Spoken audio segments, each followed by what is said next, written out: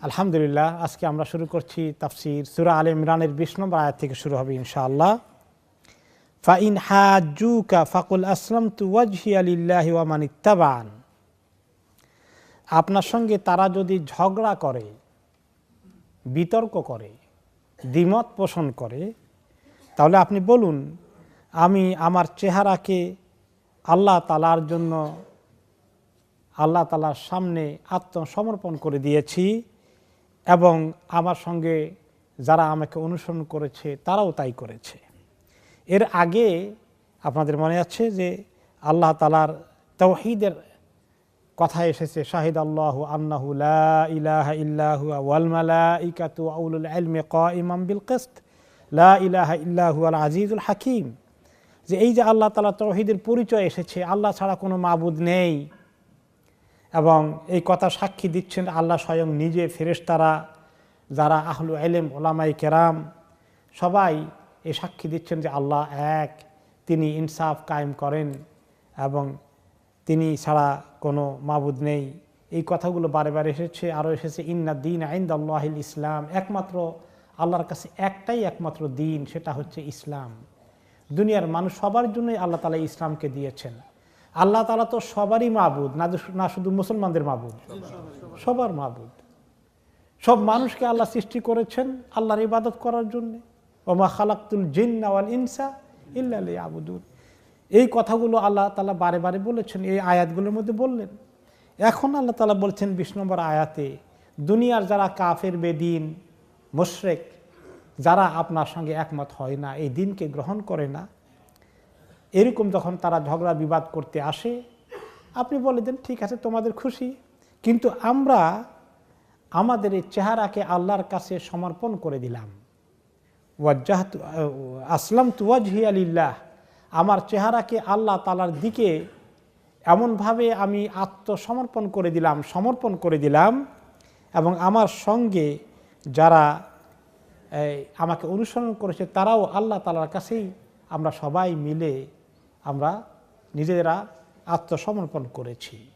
ইসলাম শব্দের অর্থ তাই যে আল্লাহ তাআলার কাছে আত্মসমর্পণ করে দেওয়া, যে আল্লাহ আপনি যা বলেন তা আমরা মেনে নেব। এই যে সম্পর্ক, এটা আপনি নিজে এবং আপনার অনুসারীরা করেন, তাদেরকে জানিয়ে দেন।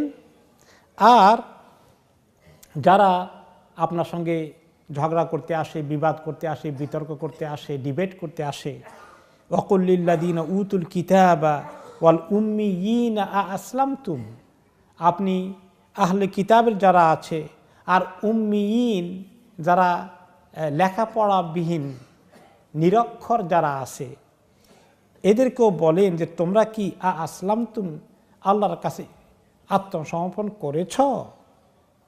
ফাইন আসলামু ফাকাদ ইহতাদাও, তারা যদি আল্লাহ তাআলার কাছে আত্মসমর্পণ করে তাহলে তারা হেদায়েত পেয়ে যাবে। ওয়া ইন তাওয়াল্লাও, আর তারা যদি মুখ ফিরিয়ে নেয়, আল্লাহ তাআলার কাছে আত্মসমর্পণ করে না, ফা ইন্নামা আলাইকাল বালাগ, তাহলে আপনার দায়িত্ব হচ্ছে শুধুমাত্র পৌঁছিয়ে দেওয়া, দিনের খবর তাদের কাছে পৌঁছিয়ে দেওয়া, দাওয়াত দেওয়া। ওয়াল্লাহু বাসীরুম বিল ইবাদ, আর আল্লাহ তাআলা সমস্ত বান্দাদের উপর নজর রাখেন, সবাইকে দেখেন, সবার উপর খবর রাখেন, কে কি করে সব খবর রাখছেন আল্লাহ তাআলা। এখানে পরিষ্কার যে এর বাইরে আল্লাহ তাআলা কোনো নবীকে বলেননি যে আপনি কেন সবাইকে হেদায়েত করে আসেননি। নবীর হাতে কি ক্ষমতা আছে সবাইকে হেদায়েত করে দিয়ে দিতে? হেদায়েত কে করেন? আল্লাহ তাআলা। ইয়াহদি মান ইয়াশাউ ইলা সিরাতিম মুস্তাকিম, তিনি যাকে চান তাকে সিরাতুল মুস্তাকিমের দিকে হেদায়েত দেন। হেদায়েত দেওয়ার মালিক আল্লাহ তাআলা। তো নবী রাসূলদের ডিউটি কি? দাওয়াত দেওয়া, এই হেদায়েতের কথা পৌঁছিয়ে দেওয়া। এর বাইরে কোনো নবীকে আল্লাহ তাআলা জিজ্ঞেস করবেন না যে আপনি এত কম মুসলমান বানিয়ে আনলেন কেন, আপনার এত উম্মত কম কেন। কোনো নবীকে আল্লাহ তাআলা জিজ্ঞেস করবেন না। পারেন নাই, ফেল করছেন ডিউটিতে, এইরকম কোনো লোককে আল্লাহ তাআলা নবী বানান নাই। কিন্তু বাস্তব সত্য কথা, পৃথিবীর অনেক মানুষ নবীদেরকে এভাবে গ্রহণ করবে না, এমন কোনো হাদিসে এসেছে যে কোন কোন নবী আসবেন তার পিছনে হাজার হাজার উম্মত, কোন কোন নবী আসবেন তার পিছনে কয়েকশো উম্মত, হাজারে পৌঁছে নাই। কোন কোন নবী আসবেন তার উম্মতের সংখ্যা অনেক কম, 100-এর নিচে। কোন কোন নবী আসবেন উম্মত মাত্র 10-20 জন। কোন কোন নবীর পিছনে উম্মত 4-5 জন, 1-2 জনও থাকবে। আর এমনও নবী উঠবেন একজনও উম্মত নাই, একটাকে পারেননি ঠিক করতে। তাহলে ওই নবী কি ব্যর্থ হয়ে গেছেন? আল্লাহ তাআলা কোন নবীকেই এরকম অনুপযুক্ত লোককে নবুয়তের দায়িত্ব দেননি। কিন্তু পৃথিবীর মানুষ, তাদের কিসমত, যাদের সৌভাগ্য তাদেরকে আল্লাহ তাআলা হেদায়েতের জন্য কবুল করবেন, যাদের দুর্ভাগ্য তারা এটাকে মিস করবে। তো আল্লাহ তাআলা নবী করিম সাল্লাল্লাহু আলাইহি ওয়াসাল্লামকে বলে দিচ্ছেন, আপনি বলে দেন আহলি কিতাব হোক আর কিতাবের বাইরে হোক, উতুল কিতাব, যাদেরকে কিতাব দেওয়া হয়েছে, মেইনলি ইহুদি এবং খ্রিস্টান সম্প্রদায়, তাদের কথা বলা হচ্ছে। আর উম্মিয়িন হচ্ছে আনপড়, নিরক্ষর। আরব দেশে 2 রকম লোক ছিল, আহলু কিতাব আর উম্মিয়িন। আহলে কিতাব কিতাবওয়ালারা, আর উম্মিয়িন যাদের কাছে কিতাব নেই। যেমন মক্কার কোরাইশ থেকে শুরু করে যারা খ্রিস্টান হয় নাই, ইহুদি হয় নাই, মুশরিকিন, সবগুলোকে উম্মিয়িন বলা যায় এই সেন্সে, যে তারা কিতাবওয়ালা না। আবু জাহেল, আবু লাহাবের কাছে কোনো কিতাব ছিল? ছিল না। মদিনার ইহুদিদের কাছে কিতাব ছিল, নাজরানের খ্রিস্টানদের কাছে কিতাব ছিল। কিন্তু এরকম মক্কার অনেক মেজরিটি লোকদের কাছে তারা মুশরিকিন ছিল। উম্মিয়িন বলতে তাদেরকে বোঝানো হচ্ছে যে হে নবী, আপনি দাওয়াত দেন, কিতাবওয়ালা হোক কিতাব ছাড়াগুলো হোক, সবগুলোকে আপনি বলেন, আপনার দাওয়াতটা শুধু পৌঁছাই দেন, এর বাইরে আপনার কোনো ডিউটি নাই। লাস্তা আলাইহিম বেমুসাইতির, আপনাকে আরও বেশি বাধ্য করা হয় নাই যে লোকদেরকে জবরদস্তি হেদায়েত দিয়ে ফেলবেন, তা নয়। অন্য আয়াত নবী রাসূলুল্লাহ বলেছেন, ওয়ামা আলাইনা ইল্লাল বালাগুল মুবিন। সব নবীরাই বলেছেন আমাদের দায়িত্ব হচ্ছে সুস্পষ্টভাবে আল্লাহ রাব্বুল আলামিনের ফরমান, নির্দেশনা, ইনস্ট্রাকশন তোমাদের কাছে পৌঁছিয়ে দেওয়া, এটাই আমাদের দায়িত্ব, এর বাইরে কিছু নয়। এরপরে আল্লাহ তাআলা এই যে তিনি বলছেন যে আমি এবং আমার অনুসারী যারা, তারা সবাই আল্লাহ তাআলার কাছে আত্মসমর্পণ করলাম। এই কথা অন্য জায়গায় এসেছে, কুল হাদিহি সাবিলি আদউ ইলাল্লাহি আলা বাসিরাতিন আনা ওয়া মান ইত্তাবাআনি, সূরা ইউসুফে এসেছে। আপনি বলে দেন এই হচ্ছে আমার পথ, আমার রাস্তা, আমার দ্বীন। আমি জেনে শুনে ভালো করে বুঝে আল্লাহর দিকে মানুষকে ডাকি, আমাকে যারা অনুসরণ করে তারাও এই কাজ করে।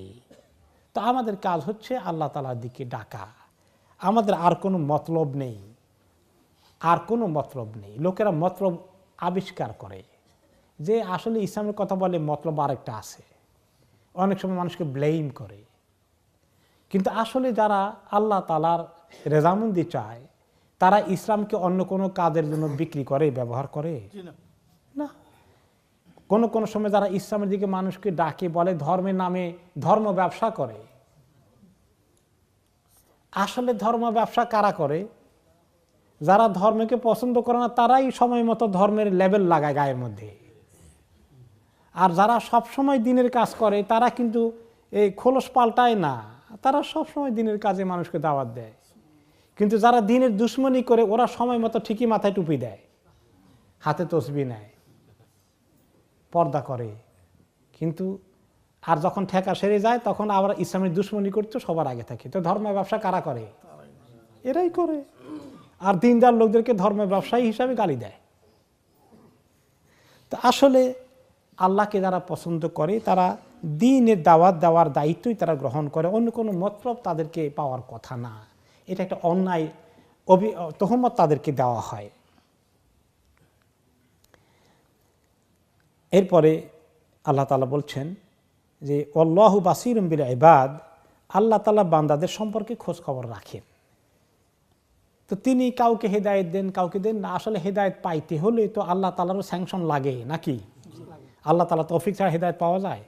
পাওয়া যায় না। তো আল্লাহ তাআলা কাউকে হিদায়াত দেন, হ্যাঁ, কাকে দেন না, কেন দেন না, কে পাওয়ার উপযুক্ত সেটা আল্লাহ তাআলা ভালো করে জানেন, কে পাওয়ার উপযুক্ত নয় সেটাও আল্লাহ তাআলা ভালো করেই জানেন।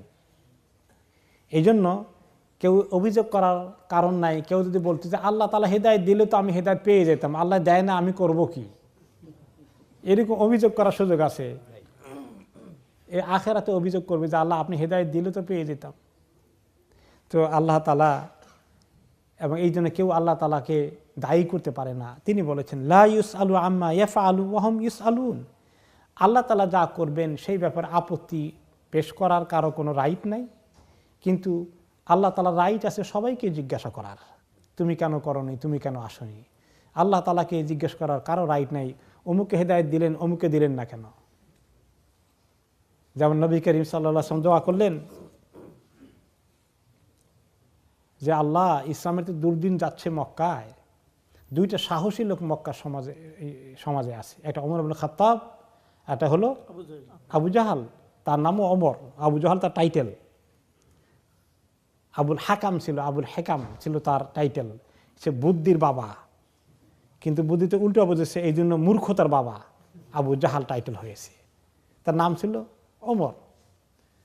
আল্লাহ এই দিনকে আপনার দুই ওমরের এক ওমরকে দিয়ে আপনি সাহায্য করেন। এখন দুই ওমরের কোন ওমরকে আল্লাহ তাআলা চুজ করলেন? ওমর ইবনে খাত্তাব।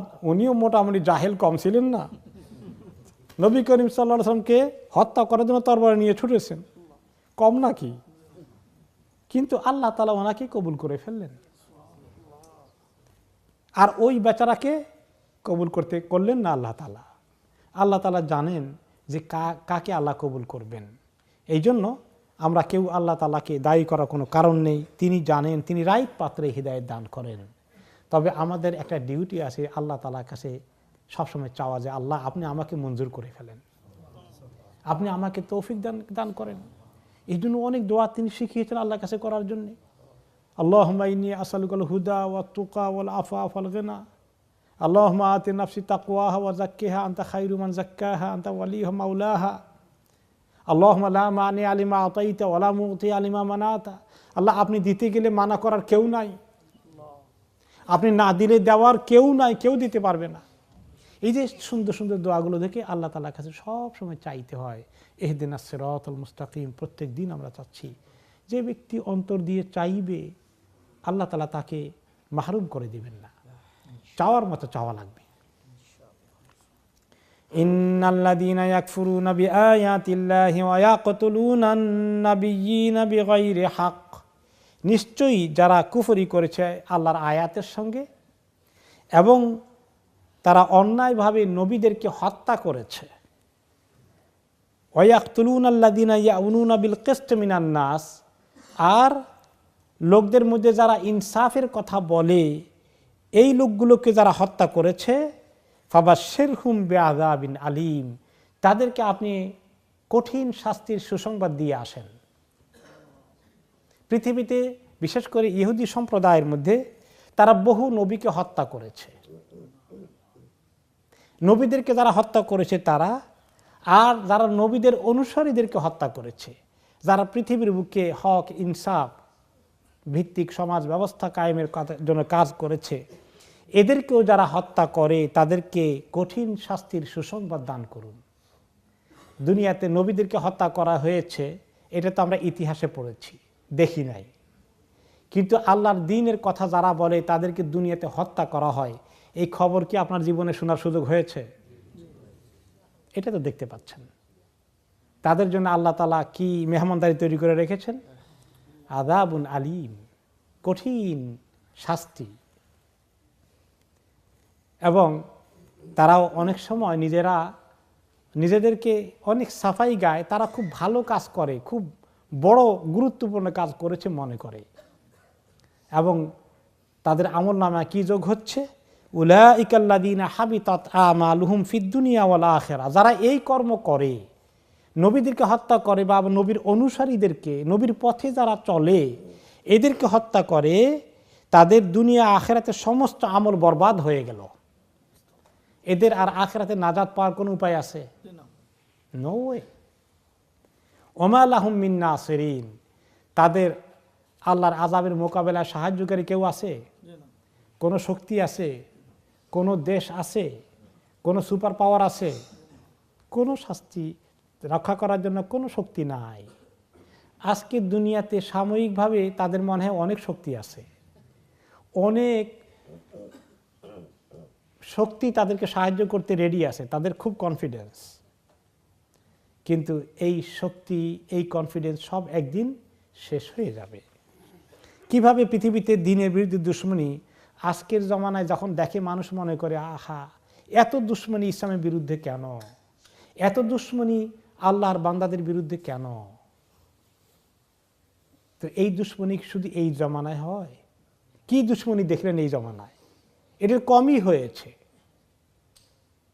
দুনিয়ার দিনদারের কথা যারা বলে, দিনের কাজ যারা করে, এদেরকে হত্যা করেছে। যদি নবীদেরকে হত্যা করতে পারে মানুষ, তাহলে এই সাধারণ মুসলমানদেরকে হত্যা করার কাজ কি বেশি কদ্দূর বড় হয়ে গেল? আর দুনিয়াটার মধ্যে এত ইসলামের বিরুদ্ধে দুশ্মনী আছে যে নবীদেরকে হত্যা করতে ছাড়ে নাই মানুষ। একটি হাদিসে সাহাবী আবু উবাইদা ইবনে জাররাহ রাদিয়াল্লাহু আনহু বলেন, ইয়া রাসূলুল্লাহ, আমি জিজ্ঞেস করলাম ওনাকে, ইয়া রাসূলুল্লাহ, আইয়ুন নাসি আশাদ্দু আযাবান ইয়াউমাল কিয়ামা, বলেন তো দেখি কিয়ামতের দিন কোন লোকগুলোকে আল্লাহ সবচেয়ে বেশি শাস্তি দেবেন? তিনি বললেন, রাজুলুন কাতালা নাবিয়ান, ওই লোক যে কোনো নবীকে হত্যা করেছে। আল্লাহ নবীকে হত্যা করা কিরকম কাজ মনে করেন? কত বড় জঘন্য ক্রাইম হতে পারে। শুধু এখানেই নয়, আও মান আমারা বিল মারুফ ও নাহা আনিল মুনকার, অথবা আমর বিল মারুফ নাহি আনিল মুনকার, সৎ কাজের দিকে মানুষকে ডেকেছে, অন্যায় কাজ থেকে মানুষকে সরানোর জন্য চেষ্টা করে গিয়েছে, এইরকম কাজ করার কারণে যাকে হত্যা করেছে। তারপরে নবী করিম সাল্লাল্লাহু আলাইহি ওয়াসাল্লাম এই আয়াতটা তেলাওয়াত করে পড়লেন যে এইরকম তাদের জন্য আল্লাহ তাআলা সবচেয়ে কঠিন আযাব তৈরি করে রেখেছেন। তাহলে কাফেরদের মধ্যে, দিনের দুশমনদের মধ্যে সবার একরকম আযাব হবে না। যারা রক্তপাত করেছে, দিনের কারণে কোনো মানুষকে হত্যা করেছে অথবা কোনো নবীকে হত্যা করেছে, এদের ক্রাইমটা অনেক বেশি। ওমা নাকামু মিনহুম ইল্লা আন ইউমিনু বিল্লাহিল আজিজিল হামিদ। কেন তারা এই মানুষগুলোকে হত্যা করেছে? এই জন্যেই যে তারা মহান রব্বুল আলামিন, শক্তিশালী আল্লাহ, প্রশংসিত আল্লাহর দিনকে কবুল করেছে, তার উপর ঈমান এনেছে। এই ইসলামের কারণেই তাদেরকে এরকম হত্যা করা হয়েছে। তো এই জন্য আল্লাহ তাআলা তাদের এই সীমা লঙ্ঘনকে বলেছেন যে ফাবাশশিরহুম বিআযাবিন আলিম, তাদেরকে কঠিন শাস্তির সুসংবাদ দান করেন। আর এদের সমস্ত আমল বরবাদ হয়ে গেলে, এরা জীবনে কোনো ভালো কাজ করলে, এরা অনেকে দেখা যায় নামাজও পড়ে, এরা কেউ কেউ দেখা যায় হজে যায়, উমরা যায়, এরা কোরআন শরীফ পড়ে, ওদের কেউ পড়তেও পারে, কি হবে? হাবিতাত আমালহুম, সব আমল বরবাদ, কিচ্ছু আল্লাহ তাআলার কাছে কবুল হবে না। মানুষ হত্যা করার কারণে সব শেষ। এরপরে তো আহলে কিতাবওয়ালা ছিল অনেক লোকের মধ্যে, তাই না? এই কিতাবওয়ালা লোকগুলোই, এই বনি ইসরায়েলের মধ্যে কিতাবওয়ালা লোক, তারা তাদের নবীকে হত্যা করলো। এখন নবী করিম সাল্লাল্লাহু আলাইহি ওয়াসাল্লাম কিতাবওয়ালা লোকগুলোকে ফেস করলেন মক্কা মদিনায় বা মদিনা শরীফে। ইহুদি সম্প্রদায় ছিল, পাশের নাজরানের লোকগুলো আসছিল, তারা ঠিক একই কাজ করলো। নবী করিম সাল্লাল্লাহু আলাইহি ওয়াসাল্লামের এই কিতাবের কথা শুনে তারা প্রত্যাখ্যান করলো, রিজেক্ট করলো। এতে নবী করিম সাল্লাল্লাহু আলাইহি ওয়াসাল্লাম স্বাভাবিকভাবেই তিনি খুব আশাবাদী ছিলেন যে মক্কার কাফেরদের কাছে কিতাব নেই, তারা তো দিন বুঝে না, কিন্তু কিতাবওয়ালারা আশা করি বুঝবে, কারণ আমি তো ওই কথা নিয়ে আসছি যেই কথা মুসা আলাইহিস সালাম, ঈসা আলাইহিস সালাম নিয়ে এসেছেন, যে কথা তাওরাত এবং জাবুরে আছে। কিন্তু তারাও যখন ইনকার করে ফেললো, অস্বীকার করে ফেললো, প্রত্যাখ্যান করলো, তখন আল্লাহ তাআলা নবী করিম সাল্লাল্লাহু আলাইহি ওয়াসাল্লামকে সান্ত্বনা দিয়ে বললেন, আলাম তারা ইলাল্লাযীনা উতু নাসীবাম মিনাল কিতাবি ইয়াদউনা ইলা কিতাবিল্লাহি লিয়াহকুমা বাইনাহুম সুম্মা ইয়াতাওয়াল্লা ফারীকুম মিনহুম ওয়া হুম মু'রিদুন। আপনি দেখেন না ওই লোকগুলোকে যাদেরকে কিতাবের একটা অংশ দেওয়া হয়েছে, যাদের কাছেও আগে কিতাব পাঠানো হয়েছিল, তাওরাত এবং ইনজিলের মতো কিতাবগুলো, তাদেরকে যখন ডাকা হয় এদিকে আসো, তোমাদের কিতাব খোলো, সেটার ফয়সালা গ্রহণ করি আমরা। তাওরাত এবং ইনজিলে সুস্পষ্টভাবে বলে দেওয়া আছে আখেরি নবী কে হবেন, ইয়াতি মিন বাদি ইসমুহু আহমদ, এই কথাগুলো বলা আছে। এগুলো আনো, তোমরা আমাদের কিতাবের কথা না শুনে তোমাদের কিতাব নিয়ে আসো, দেখো সেখানে কি বলা আছে, সেটার ফয়সালা গ্রহণ করো। তখন দেখা যায় তাদের একটা বড় দল এখান থেকে মুখ ফিরিয়ে নিয়ে চলে যায়, তারা এখান থেকে পৃষ্ঠ প্রদর্শন করে প্রত্যাখ্যান করে চলে যায়, তারা আর আগায় না। তারা জানে তাদের কিতাব নিয়ে বসলে সেখানে পাওয়া যাবে। তখনও পর্যন্ত অনেক বিকৃতি, অনেক চেঞ্জ করলেও যথেষ্ট তখনও ছিল প্রমাণ পাওয়ার মতো, এভিডেন্স পাওয়ার মতো যে আখেরি নবী যিনি এসেছেন তিনি এই মুহাম্মদ সাল্লাল্লাহু আলাইহি সাল্লাম, তার কথা এই তাদের কিতাবের মধ্যে রয়েছে। কিন্তু তারা আর কিতাব নিয়ে আসে না, আর সেই ফয়সালা করে না। কেন তারা জেনে শুনে এত বড় সাহস কেমনি করে? তারা যদি জানে যে আল্লাহ আছেন, তিনি কিতাব পাঠান, তিনি মুসাকে পাঠিয়েছেন, ঈসাকে পাঠিয়েছেন, মুহাম্মদ সাল্লাল্লাহু আলাইহি ওয়াসাল্লামকে পাঠিয়েছেন, তার এত সাহস কি করে মানুষের হয়? সাহসের কারণ হচ্ছে তাদের একটা বদ আকিদা, বাতিল আকিদা। বাতিল আকিদাটা হচ্ছে এই, যালিকা বিআন্নাহুম ক্বালু লান তামাসসানান নারু ইল্লা আইয়ামাম মাদুদাত। এই জন্য তারা এই সাহস করে যে তারা বলে যে দেখো জাহান্নাম তো মাত্র আমাদেরকে কয়েকদিন টাচ করবে, কয়েকটা দিন জাহান্নামের একটু সাফার করতে হবে, তারপরে আমরা ফ্রি। সে কয়েকদিন হবে।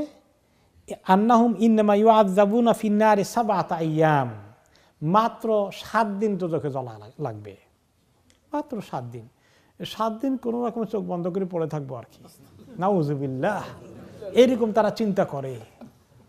তারা জানে না যে একদিনও যে কত কষ্টের কারণ হতে পারে, একটি ঘন্টাও যে মানুষের জন্য কিরকম অসহ্য হতে পারে। জেনে শুনে মানুষ এরকম করতে পারে? সুবহানাল্লাহ। মানুষের মধ্যে গোমরাহি কিভাবে আসে? কিতাবওয়ালাদের ভিতরে গোমরাহি আসে। এরকম আলেম ওলামাও মাঝে মধ্যে পাওয়া যায়, লেখাপড়া করেছে, গোমরাহির ভিতরে পড়ে গেছে, নাউযুবিল্লাহি মিন যালিক। ইয়াকুব আলাইহিস সালামের ছেলেরা হিংসা করতে করতে তাদের সৎ ভাই ইউসুফ আলাইহিস সালামকে কি করলো? কথারে নিয়ে যাও, তাকে আমরা কিছু করে ফেলি। তাকে প্রথমে তারা চিন্তা করেছিল হত্যা করে ফেলবে, আর বলবে যে বাঘে খেয়ে ফেলেছে। তো তাদের বড় ভাইটা বলে হত্যা করিস না, কুয়ার মধ্যে ফেলে দিয়ে কেউ উঠাই নিয়ে অন্য দেশে নিয়ে যাক, আমাদের থেকে বলা চলে গেল, হত্যা করার কাজটা করিস না। তারপরে তারা পরামর্শ করে একমত হলো যে এরপরে এই যে কাজটা আমরা করবো এটা তো গুনাহ, কিন্তু আমরা আল্লাহর কাছে তওবা ইস্তিগফার করে ফেলবো যেন আল্লাহ মাফ করে দেয়। সূরা ইউসুফের তাফসীরে শুনবেন ইনশাআল্লাহ। দেখছেন যে জানা শোনার পরেও মানুষ কিভাবে হককে রিজেক্ট করে, প্রত্যাখ্যান করে এবং দুঃসাহস দেখায়, এটা তওবা করে ফেলবো, করে ফেলে কাজ। এটা এরকম চিন্তা মানুষ করে। তো তারা এরকম বলতো যে বুঝছি কয়েকদিন চলা লাগবে, জানি তো আসলে তো নবী, তো আমরা তো মানলাম না, তো এই জন্য বোধহয় আল্লাহ তাআলা জাহান্নামে দিবেই। তবে আমরা জানি বেশি থেকে বেশি 7 দিন চলা লাগবে, কারণ আমরা তো, তারা বলে শাআবুল্লাহিল মুখতার, আল্লাহ তাআলার বাছাই করা জাতি, চোজেন নেশন অফ আল্লাহ, তারা ক্লেম করে। এই জন্য তারা এরকম একটা বাতিল তত্ত্ব, বাতিল আকিদা জোগাড় করে নিয়েছে। এর ভিত্তিতে তারা জেনে শুনে দ্বীন হককে প্রতিরোধ করার ব্যবস্থা করলো। ওয়াগাররাহুম ফি দীনিহিম মা কানু ইফতারুন, তাদের মন গড়া কথাগুলো তাদের দ্বীনের মধ্যে দ্বীনদারি নিয়ে তাদেরকে ধোকায় ফেলে দিল। কত জঘন্য অন্যায় কথা। আল্লাহ তাআলা কাকে বলেছেন? অন্য আয়াতে সূরা বাকারাতে আল্লাহ তাআলা বলেছেন তোমাদের দলিলকে নিয়ে আসা। কোন জায়গায় বলছি যে এই কয়দিন জ্বলবে আর জ্বলবে না বেশি? কুল হাতু বুরহানাকুম ইন কুনতুম সাদিকিন, বলেন তোমাদের দলিল নিয়ে আসো, আল্লাহ তাআলার সঙ্গে কোথায় কন্ট্রাক্ট হয়েছে নিয়ে আসো যদি তোমরা সত্যবাদী হও। তারা জানে কোনো দলিল নাই, কিন্তু মন গড়া কথাকে তারা বিশ্বাস করে তারা ধোকায় পড়ে গেল। ফাকাইফা ইযা জামানাহুম লিয়াউমিন লা রাইবা ফীহি ওয়া উফিয়াত কুল্লু নাফসিম মা কাসাবাত ওয়া হুম লা ইউযলামুন। সেদিন কি অবস্থা হবে যখন আমি তাদেরকে জমা করে ফেলবো? কোন জায়গায়? হাসরের ময়দানে। লিয়াউমিন লা রাইবা ফীহি, ওই দিনের ব্যাপারে কোনো সন্দেহ আছে? কোনো সন্দেহ নেই। ওয়া উফিয়াত কুল্লু নাফসিম মা কাসাবাত, প্রত্যেক নফসকে দেওয়া হবে, বুঝিয়ে দেওয়া হবে তার কি পাওনা আছে আল্লাহর কাছে, কি নেকি আছে নাকি শাস্তি আছে, কি পুরস্কার আছে না শাস্তি আছে, সব তাকে ফুলফিল করে দেওয়া হবে, বুঝিয়ে দেওয়া হবে, পরিপূর্ণভাবে হিসাব করে বুঝিয়ে দেওয়া হবে।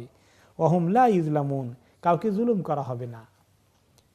এখানে হত্যার কথা এসেছে, বিশেষ করে হত্যাকারীদেরকে দের ব্যাপারে কাতেল এবং মাকতুলের কথা এসেছে। যে ব্যক্তি কাউকে হত্যা করেছে ওই দুইজনকে আল্লাহ তাআলা একসঙ্গে হাশরের ময়দানে উঠাবেন এবং হত্যাকারীকে ধরে নিয়ে আসবেন যিনি তার হাতে কতল হয়েছেন বা তার হুকুমে কতল হয়েছে, সে নিজে তার মাথা হাতে করে আসবে। কার মাথা হাতে করে আসবে এটা নিয়ে অনেক লম্বা আলোচনা হয়েছে হাদিসের মধ্যে, যে দুইজন যিনি নিহত হয়েছেন তিনি ধরে নিয়ে আসবেন যাই হত্যা করেছে তাকে, যে আল্লাহ জিজ্ঞেস করেন আমাকে কি কারণে সে হত্যা করেছে, একদম আল্লাহর কাছে তাকে ধরে নিয়ে আসবেন, তার মাথা তার হাতে থাকবে। কারণ আরবিতে এই সর্বনাম প্রোনাউন কার মাথা কার হাতে এটা নিয়ে অনেক ইখতিলাফ হয়েছে মুহাদ্দিসিনদের মধ্যে। কেউ কেউ বলেছেন যে যিনি নিহত হয়েছেন তিনি তার নিজের মাথা ধরে নিয়ে আসবেন, যে আল্লাহ মাথাটা আলগা হয়ে থাকবে, যে দেখেন আল্লাহ আমার এই মাথা কাটা, আর আপনি তো জানেন এই কেটেছে আমার মাথা। তাকে জিজ্ঞেস করেন আমাকে কেন হত্যা করেছে। আর কোন কোন মুহাদ্দিস ব্যাখ্যা করেছেন না, ওই ব্যক্তির মাথা ধরে তাকে এভাবে নিয়ে আসবে, নিহত ব্যক্তি হত্যাকারীর মাথা ধরে নিয়ে আসবে। এই দুইটা ব্যাখ্যা এসেছে।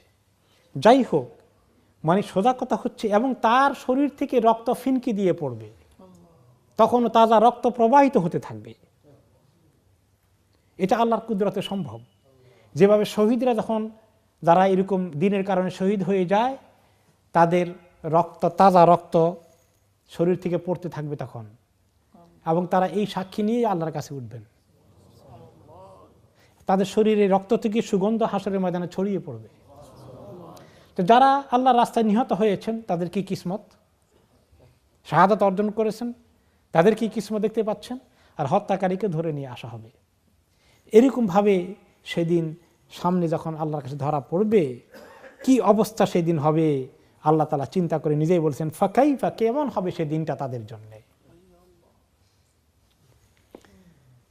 এখন এই হত্যা এবং দিনের দুশ্মনী, দিনওয়ালা লোকগুলোকে হত্যা করার কাজ করা, এটা যে করে কি কারণে করে, তাদের হাতে ক্ষমতা আছে। এই ক্ষমতার কথা আল্লাহ তাআলা বলছেন এখন, কুলিল্লাহুম্মা মালিকাল মুলক তু'তিল মুলকা মান তাশাউ ওয়া তানজিউল মুলকা মিম্মান তাশা। আপনি বলেন হে আল্লাহ আপনি হচ্ছেন ক্ষমতার মালিক, যাকে চান ক্ষমতা দান করেন আর যাকে চান তার কাছে ক্ষমতা ছিনিয়ে নিয়ে আসেন। ওয়া তানজিউল মুলকা মিম্মান তাশা, যাকে চান তার কাছে ক্ষমতা ছিনিয়ে নেন। ওয়া তুইজ্জু মান তাশাউ ওয়া তুযিল্লু মান তাশা, আর যাকে চান আপনি ইজ্জতের আসনে বসান, যাকে চান আপনি জলিল খার করে দেন। এখন আল্লাহ তাআলা পৃথিবীতে ক্ষমতা দেন। তা এখন কেউ কেউ বলবেন যে যাদেরকে আল্লাহ ক্ষমতা দেন নিশ্চয়ই তারা আল্লাহর পছন্দের মানুষ, পছন্দ না হলে কি আল্লাহ তাআলা ক্ষমতা দেন নাকি।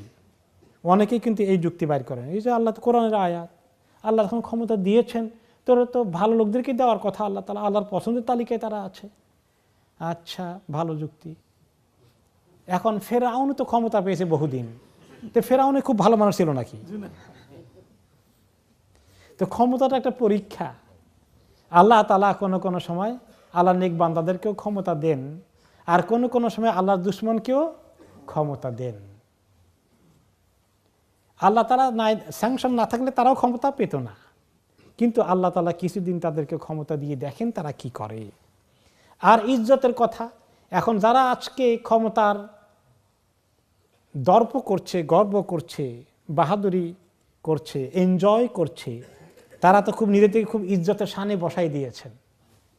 আর যারা তাদের হাতে নির্যাতিত হচ্ছে, সম্মানিত লোকগুলোকে অসম্মান করছে, তো কিছু কিছু লোক মনে করে এই তো খুব শোনা গেছে তিনি অমুক তমুক, এখন তো কেমন বেইজ্জত হয়েছেন দেখছেন, এরকম বলতে পারে অনেকে।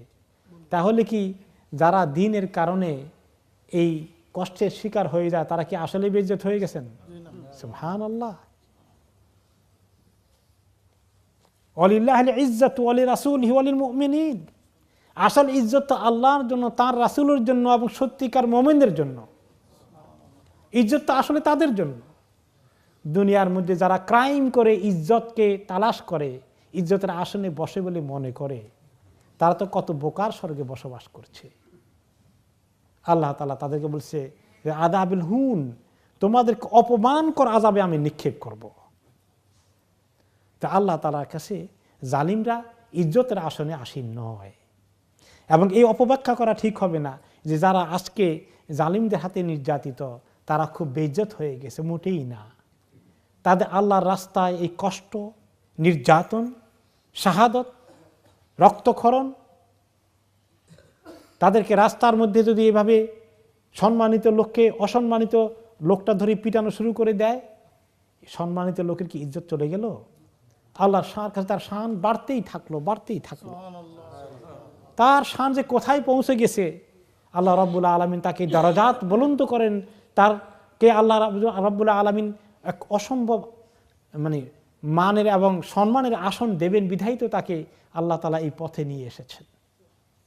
কাজেই ইজ্জতের ব্যাখ্যা দুনিয়ার মানুষের কাছে, দিন ছাড়া যারা আছে তাদের কাছে একরকমের ব্যাখ্যা, আর আল্লাহর কাছে আরেকটি ব্যাখ্যা। তো আল্লাহর কাছে দোয়া করি বিয়াদিকাল খাইর, আমরা সবাই বলি যে আল্লাহ আপনার হাতেই সমস্ত কল্যাণ। এটা আমরা যারা মুসলিম তাদেরকে বিশ্বাস করতে হবে যে খায়ের আল্লাহ তাআলার হাতেই, আর কারো হাতে কোনো খায়ের নেই। কেউ জোর করে নিজে অন্যায় করে খায়ের জোগাড় করে কল্যাণ পেতে চায়, সে এটা তার জন্য কল্যাণের কারণ হবে না। কল্যাণ পাইতে হলে কার কাছে আসো? আল্লাহর কাছে আসো। আল্লাহর কাছে কল্যাণ পাওয়া আছে, দুনিয়াতেও কল্যাণ দিবেন, আখিরাতেও দিবেন। রব্বানা আতিনা ফিদ দুনিয়া হাসানা ওয়া ফিল আখিরাতি হাসানা ওয়া কিনা আযাবান নার। তো তুমি যদি খায়ের চাও, কল্যাণ চাও তোমার নিজের জন্য, তাহলে আল্লাহর কাছে আসো। তুমি নিজে সমস্ত কিছু কুক্ষিগত করার জন্য, সমস্ত কিছু পাওয়ার জন্যে দুনিয়ার মধ্যে সমস্ত মানুষকে অত্যাচার করে, নির্যাতন করে তোমার খায়ের নিশ্চিত করতে চাও, কখনো হবে না। চূড়ান্ত ক্ষমতা তোমার হাতে না, চূড়ান্ত ক্ষমতা তোমার মুরব্বীদের হাতে না, চূড়ান্ত ক্ষমতা কার হাতে? আল্লাহ তাআলার হাতে। লিল্লাহি মুলকুস সামাওয়াতি ওয়াল আরদ, যিনি সমস্ত এই মুলক, সমস্ত রাজত্ব, সমস্ত সৃষ্টির যিনি ক্ষমতা হাতে রাখেন, সেই আল্লাহর হাতেই ক্ষমতা রয়ে গেছে। একটু সামান্য একটু দিয়ে দেখলেন কি করো তোমরা, এটা যে কোনো সময় তিনি উইথড্র করতে পারেন। আরো বলো ইন্নাকা আলা কুল্লি শাইইন কাদির, যে আল্লাহ আপনি সব কিছুর উপরে ক্ষমতা রাখেন।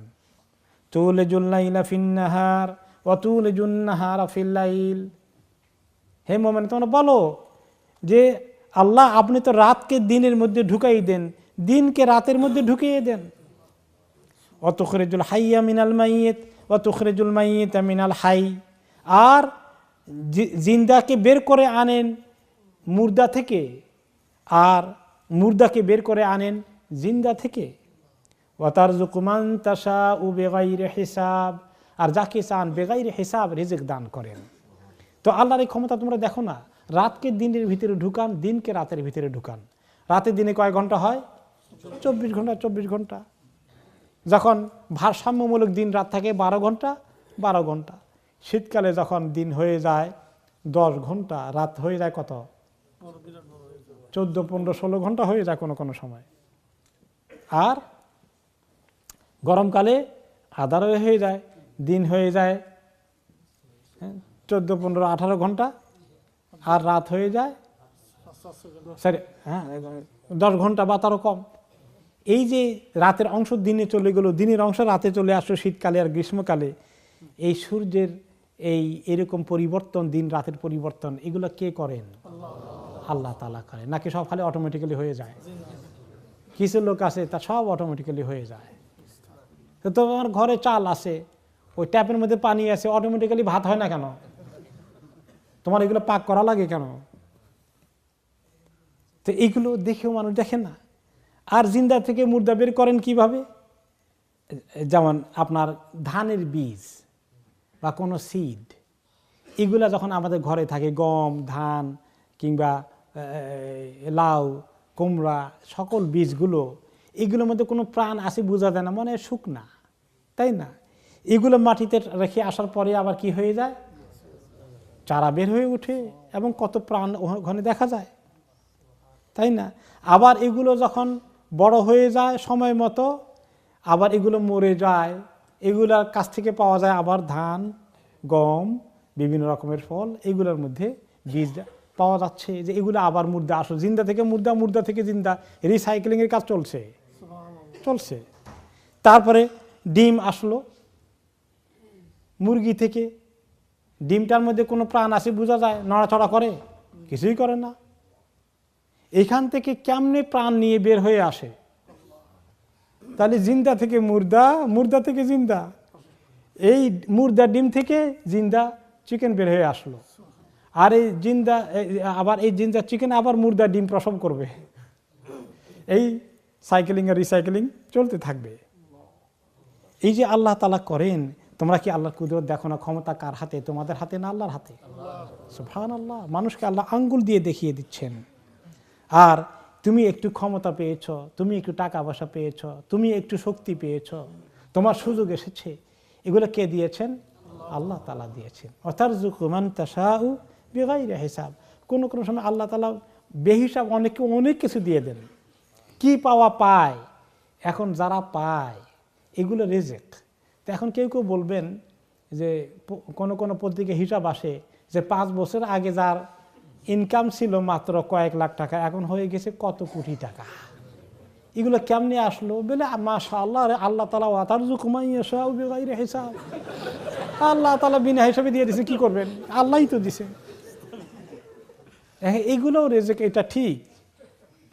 চোর রিজিক পায় কার কাছ থেকে? সেও আল্লাহর কাছ থেকে পায়। ডাকাত রিজিক পায়, সেও আল্লাহর কাছ থেকে পায়। এই জন্য একটা হাদিসে রাসূলুল্লাহ সাল্লাল্লাহু আলাইহি ওয়াসাল্লাম বলেছেন যে প্রত্যেকটি ব্যক্তি তার জন্য যে রিজিক বরাদ্দ করা আছে সেটা পাবে। আল্লাহর কাছ থেকে তার এই রিজিক সে মিস করবে না। তবে আল্লাহর কাছ থেকে যে রিজিক পাওয়ার কথা আছে, এটা পাওয়ার তরিকা তুমি ভালো তরিকা ব্যবহার করো, খবরদার হারাম তরিকায় যেও না। তো আল্লাহর কাছ থেকে হালাল তরিকাও রিজিক পাওয়া যায়, হারাম তরিকাও রিজিক পাওয়া যায়। তো আল্লাহ তাআলা বলে দিচ্ছেন যে আল্লাহ তাআলা যাকে চান অনেক সময় বিনা হিসাবে অনেক দিয়ে দেন, কিন্তু এই দেওয়াটা যদি হারাম তরিকায় হয় তাহলে তার জন্য অনেক ক্ষতির কারণ আছে। আল্লাহ রাব্বুল আলামিন যে সমস্ত ক্ষমতার মালিক, রিজিকের মালিক, মানুষ আল্লাহ তাআলাকে রিজিকের দায়িত্ব দেয় না, বলে যে আমি যা কামাই করতে পারি সেই তো, যা নিতে পারি এই তো, যা লুটপাট করে নিতে পারি, যত বাড়াতে পারি আল্লাহ তাআলা দিবেন, এই কথা বিশ্বাস করাও তো মুশকিল তার জন্যে। সে নিজের হাতে সব করে নিতে চায়, আর করতে গিয়ে অতি তাড়াতাড়ি ধনী হতে গিয়ে হালাল হারামের কোনো বাজ বিচার করে না। এই জন্য আসলে আল্লাহ তাআলার প্রতি কি ঈমান আছে কি না এটা প্রশ্ন হয়ে দাঁড়ায়। এরকম অনেক মানুষ যারা এরকম অস্থির হয়ে যায় পাওয়ার জন্য, সব কিছু নিজের হাতে বিশ্বাস করে, আল্লাহর কাছে কিছুই দিতে চায় না। আসলে ঈমান আছে কিনা বিরাট প্রশ্ন। যদি ঈমান থাকতো তাহলে আল্লাহকে ভয় করত, ঈমান থাকলে হালাল তরিকার বাইরে চিন্তাই করতো না। তাহলে এগুলো সব ঈমানের সঙ্গে প্রশ্ন হয়ে দাঁড়ায়। অনেক মুসলমান আছে পৃথিবীতে, তারা ঈমান আছে বলে দাবি করবে, আসলে ঈমান তাদের নেই, বহু মানুষ। আর যাদের থাকবে ঈমান এত দুর্বল, এটা কোনো কাজে লাগার জিনিস না। আল্লাহ রাব্বুল আলামিন আমাদেরকে এই আয়াতগুলোর মধ্যে মেসেজ যেটা দিচ্ছেন মুসলমানদেরকে, আহলে কিতাবের পরে, যে দেখো তোমরা তোমাদের জীবনের মধ্যে সমস্ত কিছু যখনই চর্চা করো মনে রেখো সমস্ত ক্ষমতার মালিক আল্লাহ তাআলা, রিজিকের মালিক আল্লাহ তাআলা। আল্লাহর এই উলুহিয়তকে, এই রুবুবিয়তকে মেনে তোমরা তোমাদের জিন্দেগি পরিচালনা করো। আমরা এখানে শেষ করবো আজকে। আগামী সপ্তাহে 28 নম্বর আয়াত থেকে আমাদের তাফসীর চলবে ইনশাআল্লাহ তাআলা।